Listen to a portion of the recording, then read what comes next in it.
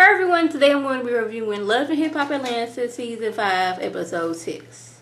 Now, this was supposed to be a Mother's Day special, but I would have rather them showing each cast member with a mom or with a child instead of what they put on last night. So it seemed like a filler episode. I'm like, just because you put it out on Mother's Day does not make it a Mother's Day special. So let's get on to this review. We got doggone it. We're going to skip past this whole little Jocelyn, Mimi, and little Chris situation because I was like, okay, really? We're going to move over to Tommy.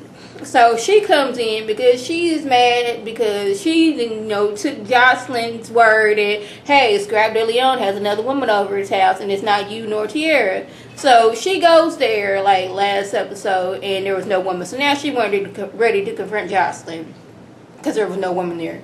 My thing is, just because there was no woman there that time you went does not mean that there wasn't a woman there. Now, I'm not saying that Scrap De Leon doesn't have another woman besides you or Tierra.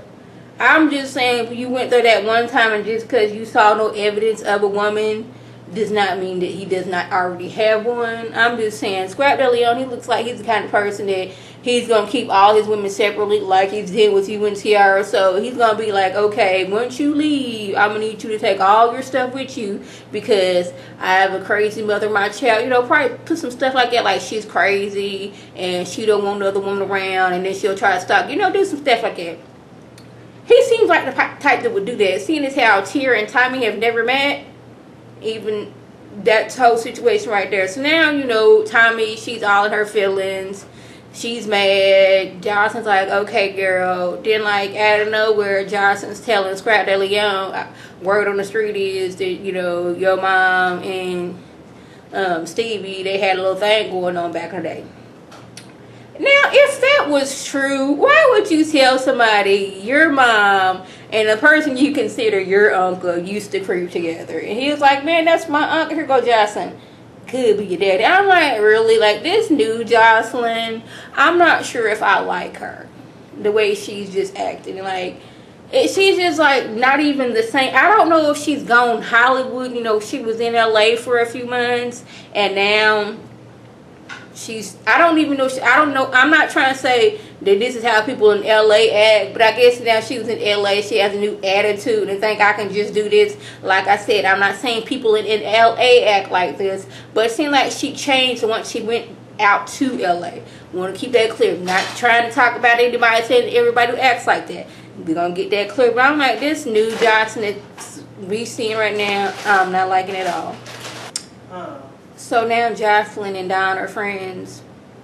Okay, now after Don tried to discredit you and Stevie's marriage, now I don't know if they married or not, but the fact that this one was supposed to be working with y'all and then the chick turned around and just like spread all your business out there, so you didn't forgave all that, now y'all friends again. But Mimi's like, well shoot, I don't like Don because Don took my client. Mimi, Jessica Don was not your client. Remember, y'all was on a trial basis until you can produce some stuff. And like, is Mimi even still in the management like business at all now? Because I don't know exactly what Mimi does besides move from house to house every other season. So now Tommy, she got an issue with Don.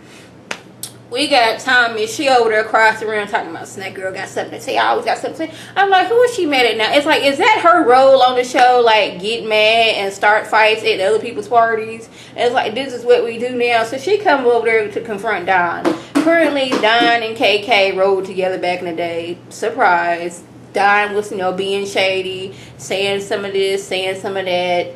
Talking outside of her mouth, outside of her neck about KK, and now she's doing the same thing about Tommy, spreading rumors, lies, and all that stuff. So now Tommy wants to confront Don, putting her finger out on her face. Now, first of all, we don't do this. You don't put your finger in my face, especially if I don't really know you like that. So now these two getting to fighting. Johnson, like, this crazy heifer need to get at my party. Like, I would say the same thing, too. I probably wouldn't call her crazy heifer. Johnson didn't either. But I'm paraphrasing. Like, don't come to my party and showing up and acting, cutting up several foods. Like, this is what Tommy does. I'm I'm trying to think about each episode. I know we only 5 episodes in, but like Tommy didn't cut up several foods. I think each and every episode we've had on here. Like she's trying to break the record. Like her job is come on here, be mad at random people, and get into fights. Cause she says Don doesn't know her, but like Don's still talking about her. I'm like, if Don don't know you or none of the people you hang with, then who is she talking to that words getting back? I know it's 6 degrees of separation. At one point, she was like, him and his Bill Cosby doggone hoodie was like, look here, Tommy, you're going to have to get up out of here. Scrap De Leon, he's happy because, see, Karma, you know, came back around and bite Jocelyn because Jocelyn's over here starting all this mess. Now, Tommy kind of sort of like ruined her party, but like not for real, no, not for real though. She like yelled for a second, then got escorted out. So now Tommy's like, that girl don't know me, she don't know where I come from, but like people can see like the way you're acting. And maybe she was like, yes, I was at a party and like I heard the girl's name was Tommy and she was cutting up several foods. Like maybe it was something like that, because you do look like you were known for cutting up several foods, seeing as how you have cut up several foods in the last few episodes. So Stevie sits down with Scrap De Leon and Sass because they have an issue with Jocelyn. Mainly Jocelyn saying that, you know, KK and Stevie didn't sleep together. And they're like, I don't want to disrespect you by disrespecting your wife. And like, at one point, Scrap, I'm like, I have a question. Do all rappers in Atlanta call their Mama Dukes? I know Lil Scrappy calls Mama D my Dukes. We didn't heard him say that for years on the show. But now Sass is doing it. I'm like, I don't know. It's something about Scrappy and Scrap. Now Sass is calling his Mama Dukes.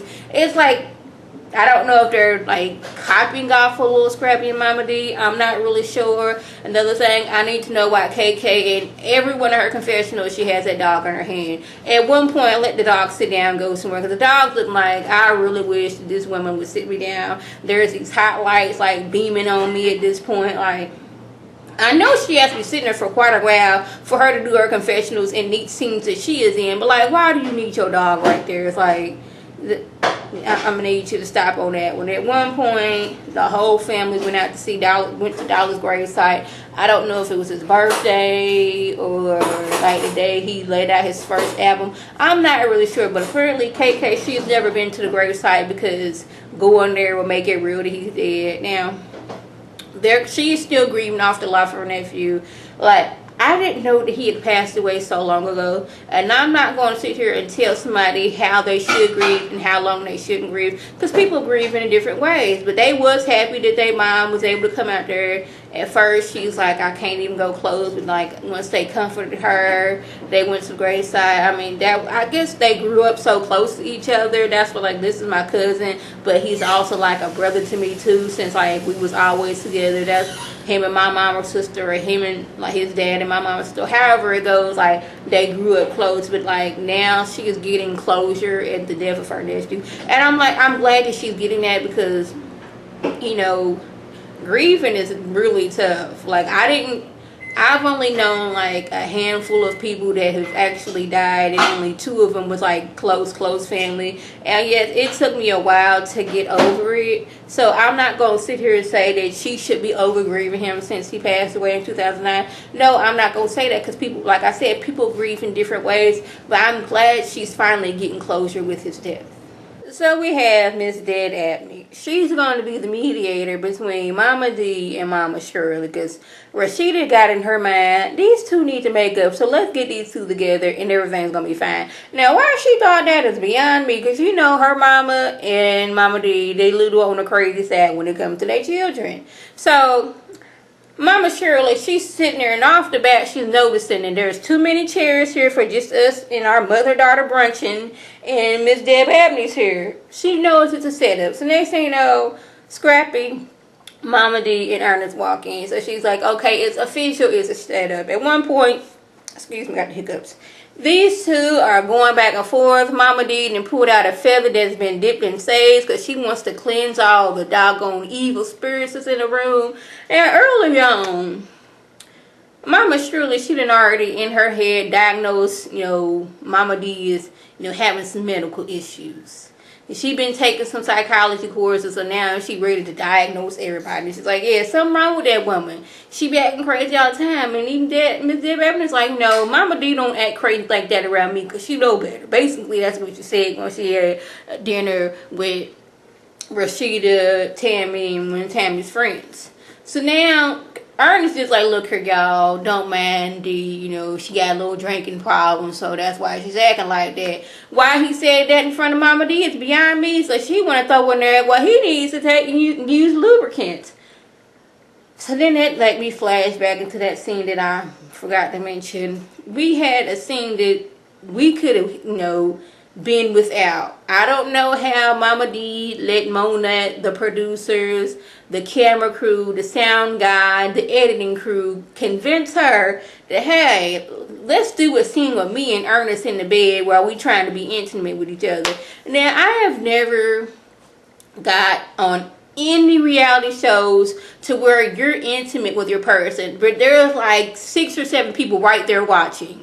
Because it's just not like they done put a camera there and just walked off. No, we have the cameraman. We have the sound guy. We have like 2 or 3 producers. We have a makeup person there to make sure your makeup looks right while y'all on camera doing whatever y'all doing. So like, Mama D, your grandbaby's gonna possibly watch this show, or one of her friends from school like, I seen your grandma and your granddaddy on TV, and you know how little Scrappy is. Like, Scrappy ain't gonna want to see you like trying to get intimate with your husband on TV. Like, why did you let them do that to you? And it's like, now we bringing it up at a doggone branching with people you don't like and your son. At one point, Scrappy, he done pulled out his inhaler like, Lord, I'm about to pass out, and have a heart asthma attack all at once, give me a puff or 2 of his inhaler. I'm like, wow. And then Rashida yells out, this is why none of Scrappy's relationships works, because of Mama D. Now, why she said that is beyond me, because now we got to bring up how Bambi then went on a date. Yeah, Bambi was set up on a blind date by Tammy and Waka. Now, I guess Waka and Scrappy are friends, and as far as he's friends with Tammy. So Tammy hooking up his ex with a new dude, it's not sitting well with Scrappy, because Scrappy and Bambi apparently had this on and off relationship, but I guess now that she done got the dog and chucked him the deuces, they're officially off. But it was like, what kind of person, like, you my friend, and you knew that my ex went out with somebody. But Rashida's defense is like, I'm not trying to get into y'all relationships or y'all problem right there, because I'm not in it. I knew about it, but I didn't want to tell you about it. I just decided to stay neutral and just not say anything. But Mama D had to, like, you are not being loyal, that's not being a friend. But Mama Shirley's like, that's her not wanting to start no mess. Now, I could see both sides from the things, because, like, why are you, if I was Scrappy, I'm like, why you supposed to be my friend? We done already had this little issue, you not showing up to me with Corey, but, like, you knew that my ex was going out with somebody, so why didn't you tell me? I could see his side, but then I could see her side, like, y'all broke up, can't this girl go ahead and live? Because you look like you was trying to get with that homegirl until you had to let her know, look here, Tammy is family, I'm going to need you to back up off her. But now he could be thinking, like, I didn't defend Tammy, now Tammy is, hooking up my ex with somebody else. So, yeah, y'all, that's basically how it ended. Mama D, she was ready to get up and leave about this place, but we did realize, find out when that whole little scene with Mama D and Ernest, when they was trying to be all romantical and have, intimacy between each other, that, Ernest he has 2 jobs, but like Mama D, she didn't got used to a different kind of lifestyle that she had now compared to when she was with, Ernest back in the day. Because, about 20 years ago, she ain't really had no money. Yeah, she was, a madam. Or was she I think she was a madam. Was she? And I think she may have. I don't know. Whatever she did back in the day, she wasn't making the money she is now. So now she's used to a better lifestyle. Him having 2 jobs, that's not really helping. But he's like, this is what's the problem is. I'm out there working my, fingers to the bone. I got 2 jobs. It's hard for, a convicted felon, but Mama did. You can't get mad at Ernest because he's not making money. You knew this man, just fresh out of jail. Like, just got off the doggone prison bus, and you got with him. So you can't get mad that he's not out there, running a Fortune 500 company, because he's a convicted felon. So it's gonna be a while before he can get his like job situation better, and it's probably he's not never gonna make the kind of money that you want him to make.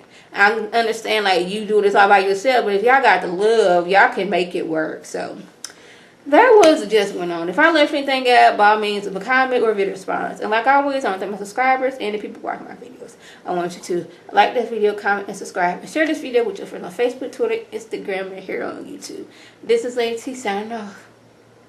Have a good one.